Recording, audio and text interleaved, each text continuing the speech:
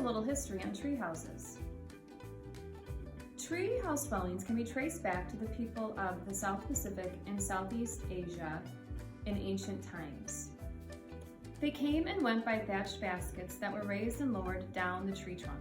In the Middle Ages, Franciscan monks used very basic tree rooms to meditate, and Hindu monks also lived in tree houses to free themselves from earthbound considerations.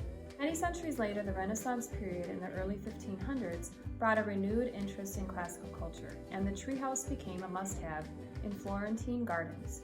In the mid-19th century, a town just west of Paris called Plessy-Robinson became famous for its treehouse restaurants. The restaurants were built in chestnut trees covered in rambling roses and had 200 tables at the height of its popularity. Meals were hoisted up to diners in a basket pulley and often consisted of roasted chicken and champagne. British nobility also enjoyed their tree houses, and they became an important part of the culture in Tudor England.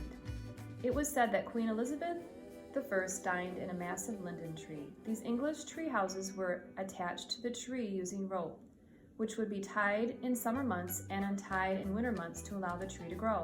One of the oldest tree houses still exists is located in a 500-year-old lime tree in Pitchford, England. It was designed in the popular English Tudor style and is known as the tree with a house in it. Hey everybody, welcome to Art with Mrs. James this week. This week we are going to be working on tree houses. Last year the fourth graders drew tree houses and they really enjoyed this project.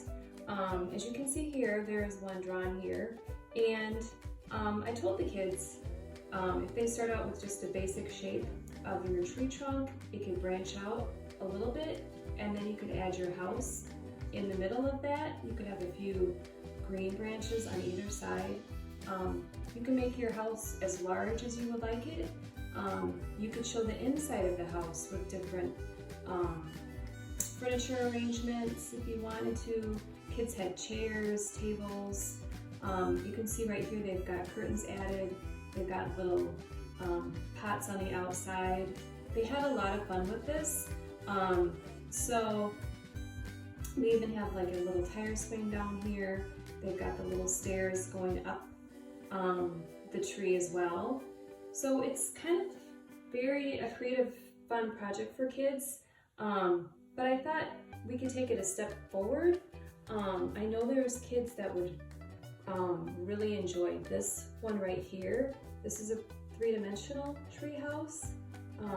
And what I used here was a small box of tissues, an empty box. If you've got a larger one, that would be great.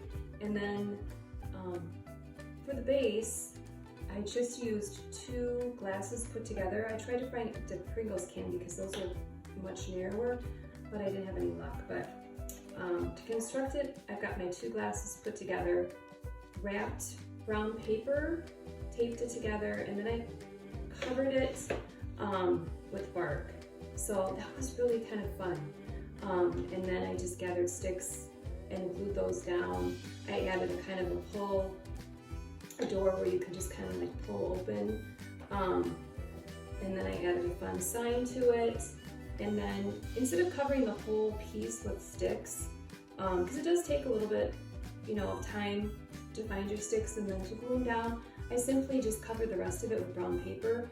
I cut a little area out here for the window and just outlined the window with sticks too. So that was a lot of fun. So I'm sure that some of you guys will probably enjoy this project.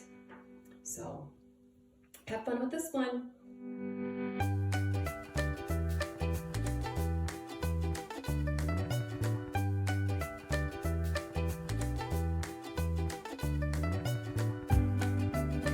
The next project we have is a jar filled with insects.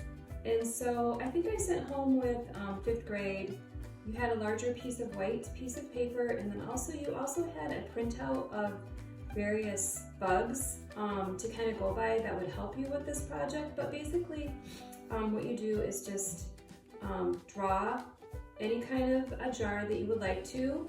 It can be more narrower at the top, it could be wider. And then just basically fill it with your bugs.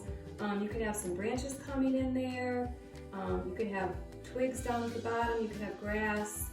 We've got a little spider crawling on a spider web. This one isn't quite finished. It's just kind of in the middle stage. I would go in and I would probably color maybe like a little light turquoise to kind of show that it's one of those antique turquoise candy jars. I think that would be kind of pretty on this. So the kids normally really enjoy this project, and right now the insects are kind of starting to show up outside, so I think you guys will have a lot of fun with this one. So for our next project, we have picture frames just made out of construction paper. You would have gotten a piece of paper in the packet if you received those for 4th and 5th grade. I think peach and yellow were the pieces of paper, and then they just had some squares drawn on each corner. If you did not receive that, then just a regular size of printer paper would work fine. But what you need to do is you need to mark off just 4 areas in each corner. I would say probably like about 2.5 inches by 1.5 inches. So 2.5 inches by 1.5 inches. I've got a piece right here that size, and I cut it out and then I just set it and then I trace it on each of the corners of my paper. Okay, and then what I did is I went in and I added my designs with my markers, whatever designs you would like, and then you would cut your corners out just like this. So then after you have that done, the next thing that you would need to do is you are going to turn it over, and then you're going to want to take just a regular pencil, okay, and then you're going to just start curling your paper up around your pencil. Just roll it up. Make sure you roll it pretty even as you go. And then roll it until it won't roll anymore. And then you just slide your pencil out. Okay, and then you'll do exactly the same on each side here. And you can kind of push it down. But that's basically all that you do to get your picture frame. And they are really easy, and like I said, I think you guys would really enjoy this one. Okay, have a good week.